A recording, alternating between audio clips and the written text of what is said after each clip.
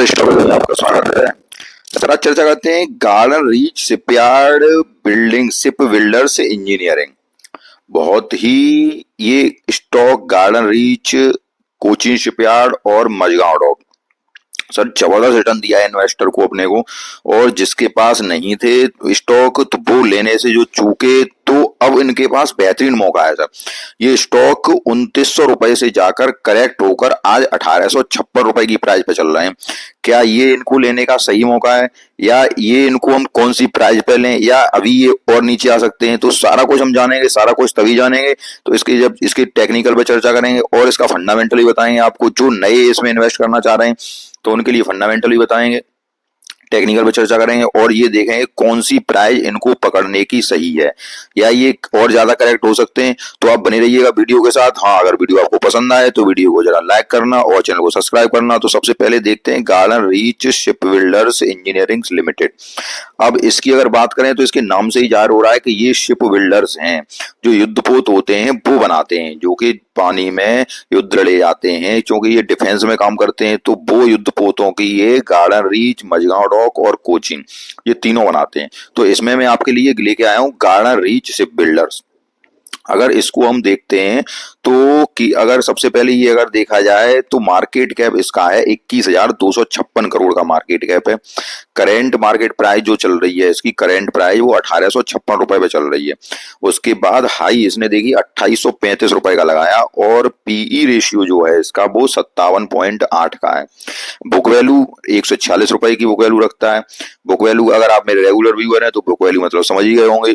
Okay, book value जो होता है वो कंपनी के अगर सारे कुछ जैसे उसके पास एसेट्स हैं, सारा कुछ जैसे उसके बाद उसके पास कितना कर्जा है, सारा कुछ उसका निकाल दिया जाए तो फिर जो शेष बचता है वो बुक वैल्यू होती है। वो शेयर की अर्निंग पर शेयर है, वो जब पर शेयर है तो वो 146 रुपए है।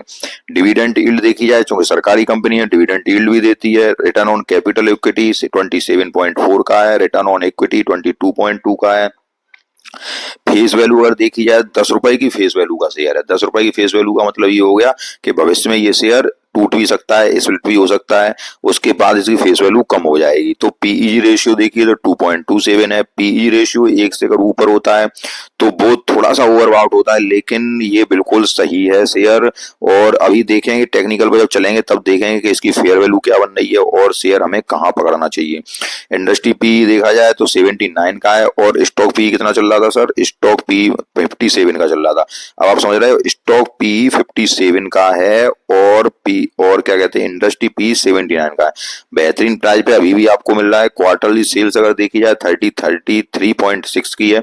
क्वार्टरली प्रॉफिट 13.7 का है। डिविडेंड यील्ड 0.50, डेब्ट टू इक्विटी 0.04। कितना जबरदस्त फंडामेंटल है सर। डेब्ट टू इक्विटी 0 है, डिविडेंड भी देता है शेयर। अर्निंग पर शेयर देखिए तो 32.1 का है। रिजर्व अगर देखें कंपनी के पास 1559 करोड़ का रिजर्व है। पिट्टो इसको स्कोर देखिए 7 का पिट्टो स्कोर है, जो कि 7 और 9 के बीच अगर होता है तो डिसेंट माना जाता है। मैं कई बार आपसे कह चुका हूं।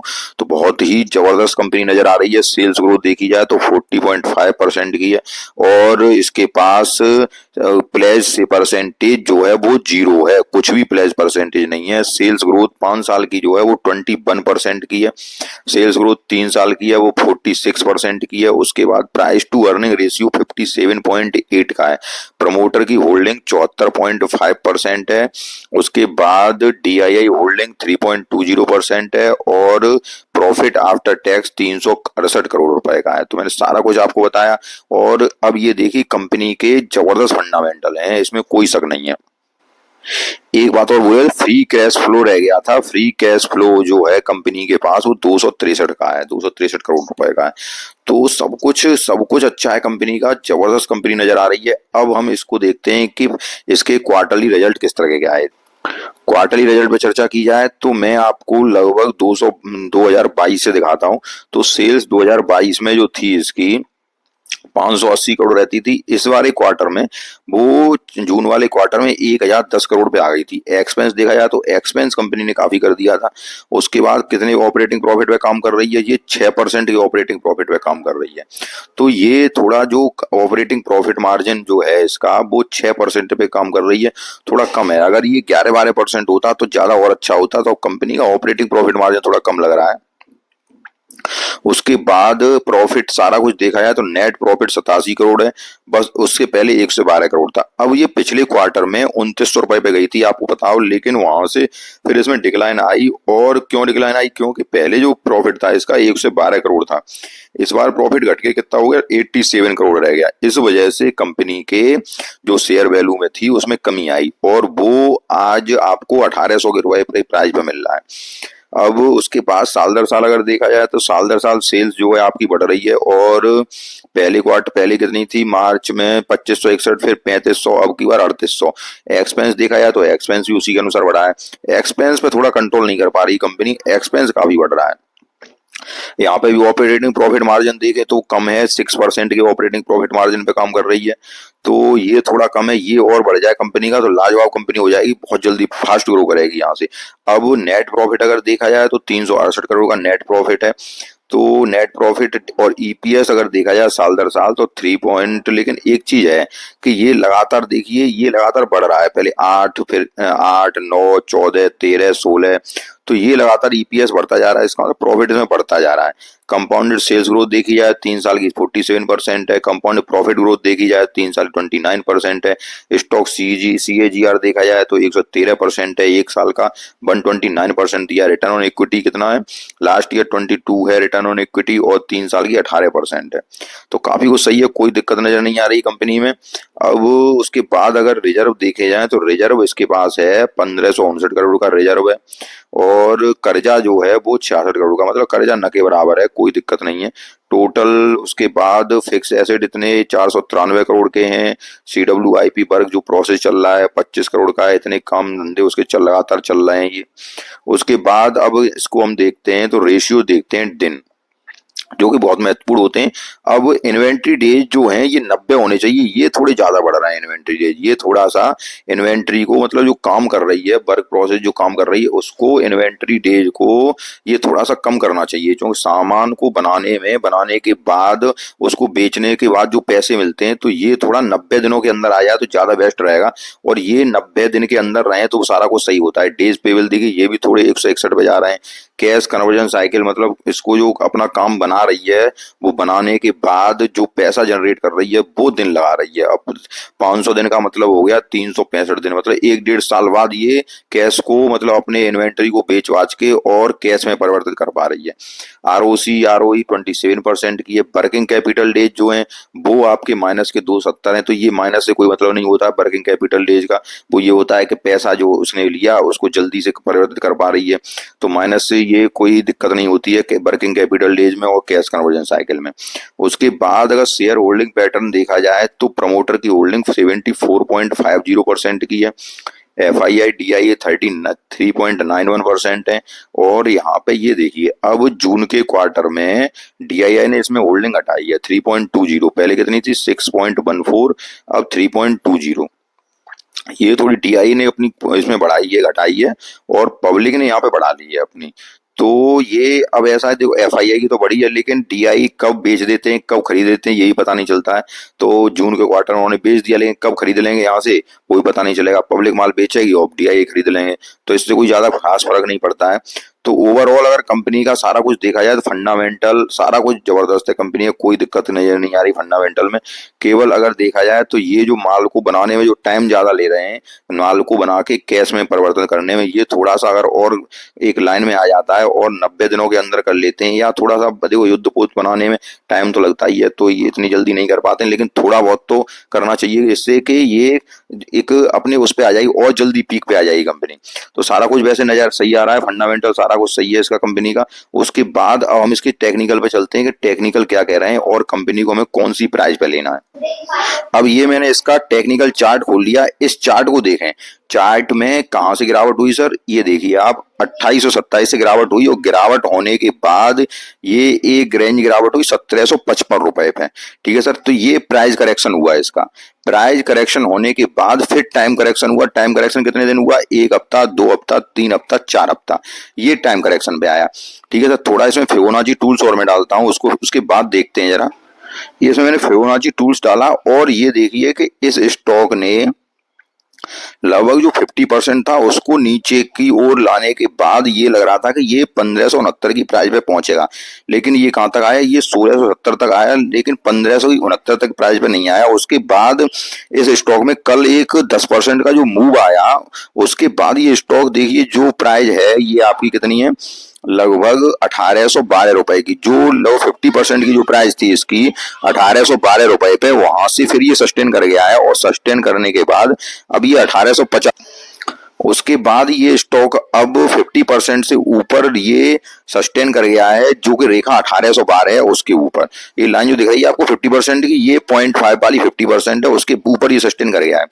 अब यहाँ सस्टेन करने के बाद जब ये यहाँ रुकता है, अगर कल के ट्रेडिंग सेशन में ये यहीं से ऊपर खुलता है और वहां से नीचे की ओर नहीं आता है ये स्टॉक, तो उसके बाद अगर ये सस्टेन 1800 के ऊपर सस्टेन रहता है तो फिर ये आपको बहुत जल्दी 2000 तक दिखाएगा। ठीक है सर, 2000 के बाद सस्टेन हो चुका है, 2000 के बाद फिर ये 2355 दिखाएगा। लेकिन अब ये आप ध्यान रखिए, ये जो टाइम करेक्शन हो रहा है, तो टाइम करेक्शन प्राइस करेक्शन जितना होना था इसका हो चुका। अब ये प्राइस करेक्शन मुझे नहीं लग रहा, क्योंकि ये 4 वीक तक लगातार एक ही जोन में चल रहा था और वो जोन आपका वही था लगभग 1650 से 1800 रुपए तक का। ठीक है, तो अब ये केवल टाइम करेक्शन कर रहा है। और एक बात और बताऊं मैं आपको, इसको जरा फिबोनाची टूल्स को हटा रहा हूं मैं। उसके बाद देखिए आप, ये जो इस वीक की जो कैंडल बन रही है, क्योंकि ये आपको दिखाता हूं कि ये नीचे तक आया, कहां तक आया इस वीक 1680 तक आया, लेकिन बायर्स जो हैं, बायर्स इसको, ये कैंडल जो बनी है, इस बायर्स इस कैंडल में ऊपर तक की ओर ले गए। देखो कहां तक बैठा दिया है उन्होंने ले जाके, ये ऊपर की ओर बैठा दिया है। तो अब ये जो लास्ट कैंडल बनी है, ये यहाँ से बड़ा ही अच्छा मूव देगी इस स्टॉक को। ये जो लास्ट वाली कैंडल बनी है, ये काफी अच्छी कैंडल नजर आ रही है और यहाँ से ये स्टॉक अब मुझे लग रहा है कि ये ऊपर की ओर मूव जाएगा इस स्टॉक में। और जो मैंने आपको बताया कि अगर ये 1800 के ऊपर सस्टेन रहती है तो आपको बहुत जल्दी 2000 तक के टारगेट दिखाएगी, 2000 के बाद फिर ये निकल जाती है तो फिर ये 2300 तक के टारगेट दिखाएगी। लेकिन तब तक आपको याद रखें, तब तक इसका रिजल्ट आ जाएगा। अगर क्वार्टरली रिजल्ट इसका बेहतरीन आ जाता है, और वो आएगा रिजल्ट बेहतरीन, उसका कारण ये है कि यो जो पैसे इसको कंपनी को, जितने इनको ऑर्डर मिले थे कंपनी के, तो वो पैसे तो अब ऑर्डर पहले मिल चुके थे, स्टॉक मूव कर गया, लेकिन वो पैसे जो होते हैं वो धीरे धीरे इनके पास आते हैं। जैसे थोड़ा काम हो गया फिर पैसे मिलेंगे, फिर और काम हो गया, जैसे हम किसी कंपनी को कोई काम करने के लिए पैसे दें तो हम उसे पूरा पैसा इकट्ठा देते नहीं है, थोड़ा काम हो जाता है, मान लो 30% काम हो गया तब हम पैसे देंगे, 40% काम हो गया तब पैसे देंगे। तो ये वाला क्वार्टर इसका अच्छे आने की उम्मीद है, क्योंकि पैसे इनको मिले होंगे और ये इस क्वार्टर में जुड़ेंगे। तो ये क्वार्टर इसका बेहतरीन आने की उम्मीद है डिफेंस वाले स्टॉक्स का और रिन्यूएबल एनर्जी वाले स्टॉक्स की, क्योंकि इनको जो ऑर्डर मिले हैं तो यहाँ से ये क्वार्टर, अब आप मुझे लग रहा है कि यहाँ से ये क्वार्टर अच्छे आएंगे, और जब क्वार्टर ये अच्छे आएंगे तो ये स्टॉक आपको फिर से उसी तरह तैयार होते दिखाई देंगे जैसे कि अभी तक तैयार हुए थे।